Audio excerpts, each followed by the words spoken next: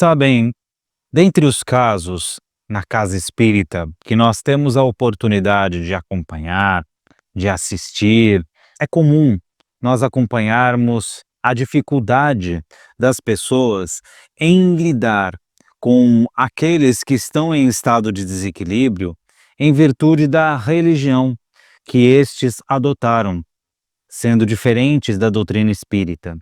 Perguntas como: mas como falar isso para ele? Mas como abordar o aspecto de um obsessor para quem não acredita? Mas como falar em mediunidade, já que a Bíblia não tem essa palavra escrita? São repetidas exaustivamente, mostrando aí a nossa dificuldade em transcender essas barreiras humanas chamadas de religiões. Olá você, seja mais uma vez muito bem-vinda e bem-vindo aqui no nosso canal do CEF. Rogamos sempre que deixe a sua curtida, seu comentário e verifique se você ainda não é inscrita ou inscrito em nosso canal. Nos ajude no nosso trabalho de divulgação da doutrina espírita. Cá para nós, essa é uma dificuldade que tanto eu quanto você, todos nós, sentimos. Afinal, como lidar desde um ente querido até uma pessoa conhecida no trabalho, por exemplo, que se encontra em desequilíbrio, que está em estado de invigilância, depressiva e outras patologias, do ponto de vista espiritual, sendo que ela está ligada a outras doutrinas, a outras religiões. É muito comum nós também presenciarmos conversas em que as pessoas elas alegam de que, mas o meu marido, por exemplo, o meu chefe, ele não acredita na doutrina espírita. Ele nunca ouviu falar. Mas como é que eu vou abordar isso com ele sem que ele se assuste? Olha, é fato que as religiões humanas podem funcionar de duas formas. Primeiro, como realmente um acesso fácil a Deus, a Jesus, a espíritos mais evoluídos, que tanto auxiliam na nossa caminhada espiritual. Mas também elas podem funcionar ao viés contrário, ou seja, sendo barreiras, sendo muros, sendo limitadores para que pessoas de diferentes crenças possam conversar até mesmo dentro de suas próprias casas. Não é inédito também ouvir de companheiros dizendo que eu terei que abandonar esse curso, eu terei que deixar de vir porque a minha família é de outra religião e eles não mais permitem que eu visite a casa espírita. A minha família é da crença que não acredita na vida após a morte. Logo, todos os casos de comunicação de espíritos são obras do demônio, são obras do diabo. E aí vem o questionamento cada vez maior: como lidar com essas pessoas? Como, principalmente, auxiliar esses seres, esses nossos amigos, familiares, colegas, conhecidos, quando uma obsessão ou quando uma interferência espiritual foi detectada justamente na mente ou na presença daquelas pessoas. Nós costumamos dizer aqui que alguns aspectos transcendem de forma completa as religiões humanas. Podemos destacar mais, porém eu vou me reter aqui a dois aspectos na qual todas as religiões têm e são pontos comuns entre todos nós. Primeiro, a dor. A dor ela atinge igualmente todos nós, independente da nossa etnia, classe social, país, religião, onde quer que estejamos, a dor nos atinge igualmente. A dor tem um impacto tão único e grande em nossa vida que quando ela realmente chega, nos faz de forma forçosa a mudar as nossas atitudes. Nos faz mudar até mais do que qualquer religião faria, inclusive. lidar com a morte de um filho, por exemplo, atinge os pais de uma forma tão dura, independente da religião em que eles estejam. Afinal, a dor de uma mãe ao perder o seu filho, sendo ela espírita, não é diferente da mãe católica, que não é diferente da mãe hinduísta, e assim por diante. Desta forma, por mais que a dor nos seja temerosa, ela é uma ferramenta, é um impulso muito importante, crucial, eu diria, para nos impulsionar e para que passemos a enxergar o outro simplesmente como criaturas iguais que somos. E o outro aspecto é a atitude. Os nossos atos, eles falam muitas vezes além de qualquer religião.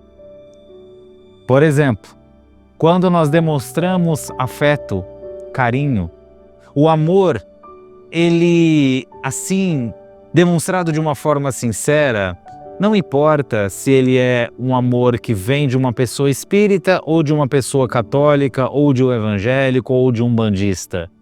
Amor é amor. Quando nós demonstramos cumplicidade, a cumplicidade também, ela transcende as religiões. Quando nós demonstramos companheirismo, paciência, amizade, todos esses são aspectos que transcendem as religiões. E são atos oriundos de um sentimento já maduro naquele que o pratica. Porque quem pratica o amor sabe que o amor é valioso demais para ser simplesmente desperdiçado.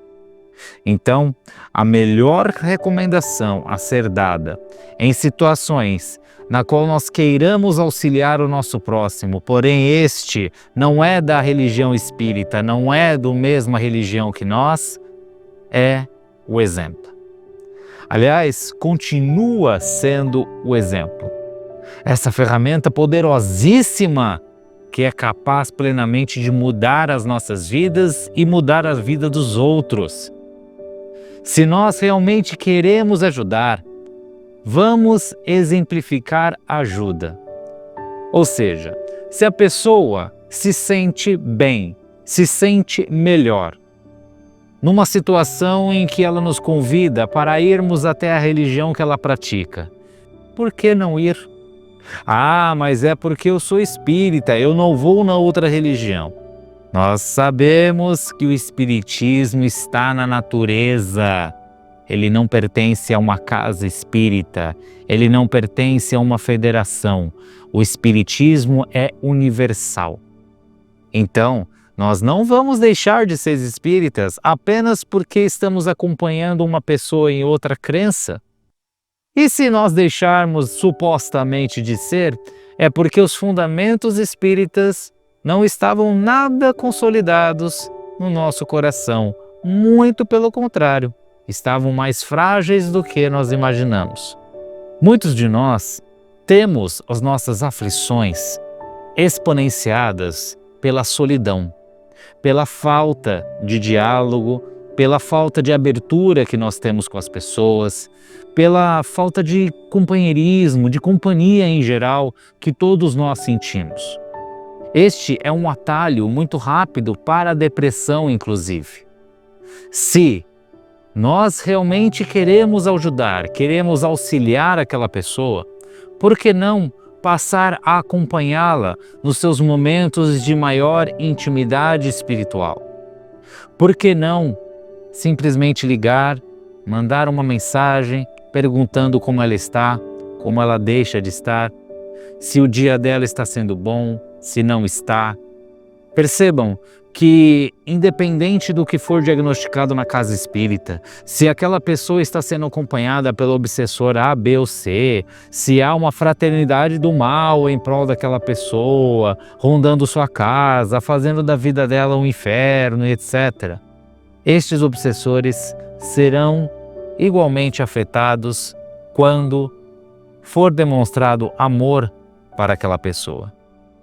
Se ela, então, sentir amor em seu coração e começar a aflorar esse sentimento, os obsessores vão embora. Porque eles não querem saber de coisas boas. Eles querem saber de aflição, de lágrimas, de rancor, de ódio, de ansiedade, de amor, humildade, amizade. Não querem saber. Então, uma forma bem prática e rápida de auxiliar é justamente praticando o companheirismo, a cumplicidade. Mas no centro espírita foi diagnosticado que o trabalho daquela pessoa é um ambiente nocivo para ela. Isso também transcende qualquer religião. Uma ferramenta que inclusive está aí intrínseca, ao menos na grande maioria das crenças, é a oração. A oração, ela é muito mais aceita, até no seu termo, pelas diversas crenças cristãs que nós temos no Brasil, do que o termo que os espíritas costumam usar, que são as vibrações. Vibração e oração é basicamente a mesma coisa, tá? Quando nós recomendamos que aquela pessoa busque orar mais, busque se apoiar mais na sua religião, busque o auxílio de seu pastor, do seu padre, do seu dirigente, enfim, que ela busque ajuda, nós estamos falando, buscando auxiliar aquela pessoa de uma maneira universal, frente às mais diferentes crenças. Não estamos nos apegando justamente ao detalhe da crença daquela pessoa, mas sim da necessidade dela se fortalecer. Quando nós fazemos uma oração no termo clássico da palavra, por exemplo, nós não estamos buscando um espírito específico, nós estamos buscando o apoio da natureza, ou seja, de Deus. Aliás, esse também é um termo, um atalho que pode ser praticado naqueles que não possuem crença alguma, nos agnósticos ou aqueles que negam, que são os ateus. Autoconfiança. Se a pessoa não quer orar porque ela não acredita no poder da oração, por que não praticarmos juntos métodos que vão desenvolver a sua autoconfiança? Que vão desenvolver a sua segurança em decidir, em lidar com as emoções, em praticar melhores hábitos, ter ali atitudes no seu dia a dia que vão contribuir muito para a sua saúde física e espiritual, do que simplesmente falar de Deus, falar de espíritos, falar de coisas em que a pessoa estará ali bloqueada. Ela não quer saber ter uma aula de espiritismo, ela quer ajuda, ela quer auxílio. Então, por que nós não exemplificamos esse auxílio por meio justamente de métodos que existem aí, que são praticados pelos profissionais da psicologia?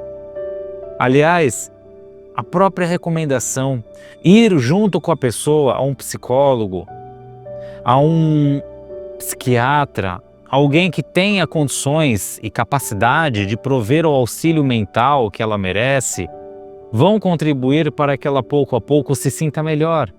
E veja, não estamos falando aqui de irmos num psiquiatra espírita, de ir num psicólogo católico.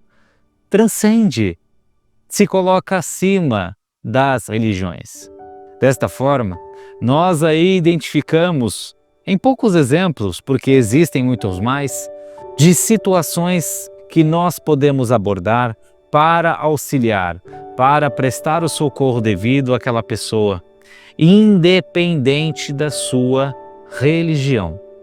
Sabe, também é recomendado pelos espíritos na casa espírita o evangelho no lar, o evangelho na casa da pessoa e assim por diante. Nós não precisamos amarrar a pessoa à cadeira, vejam só, para que ela pratique o evangelho conosco. Nós podemos ir até a casa da pessoa e, desde que nós possamos pedir licença para ir ao banheiro, por exemplo, lá nós podemos ler o evangelho. Lá nós podemos fazer as vibrações para que possamos, junto a Deus, iluminar toda aquela casa. E é claro, do nosso centro espírita ou também do nosso Evangelho no Lar, nós podemos vibrar por aquela pessoa, entregá-la aos cuidados de Jesus para que Ele tome conta dela. Mas vejam que as atitudes, elas podem ser concentradas naquilo que realmente está além de qualquer religião, que é o amor, que é a preocupação genuína, que é o abraço caloroso, que é o ombro para a pessoa chorar, os ouvidos para que ela desabafe. Acolhimento. Percebam que acolher não é característico de nenhuma religião específica, mas sim da nossa natureza humana. Aliás, é bom que se diga, tem muito, mas muito ateu e agnóstico por aí que faz muito mais caridade, pratica muito mais o bem ao próximo do que muito religioso fervoroso, inclusive espírita. Vamos amar uns aos outros, vamos acolher, vamos exemplificar o amparo e o amor ao próximo. Fazendo isso, mais facilmente nós iremos reacender no coração daquela pessoa tão necessitada também esses sentimentos nobres. E ela, pelas suas próprias forças, estará mais encorajada a se desligar de qualquer influência contrária, sem que necessariamente seja dito que ela tem uma influência. Que deixemos o amor nos guiar mais, porque Ele é o maior e único combustível de todas as religiões. E neste momento, convido a você para que juntos possamos praticar esse amor por meio das nossas vibrações, ou, se quiser chamar, por meio das nossas orações coletivas. Convido você então, nesse instante, a fecharmos os olhos, a respirarmos fundo e assim possamos nos unir pelo nosso pensamento em prol do nosso planeta Terra. Este local tão necessitado de amor, de paz, que a luz do Mestre Jesus possa atingir todos os povos, possa chegar aos corações de todos que mais necessitam. Vibramos para que todos aqueles que hoje estão desabrigados, entregues ao próprio sofrimento, encontrem abrigo, encontrem acolhimento nos braços mais generosos. Rogamos para que os doentes do corpo e da alma busquem a esperança, a renovação de suas forças e fé.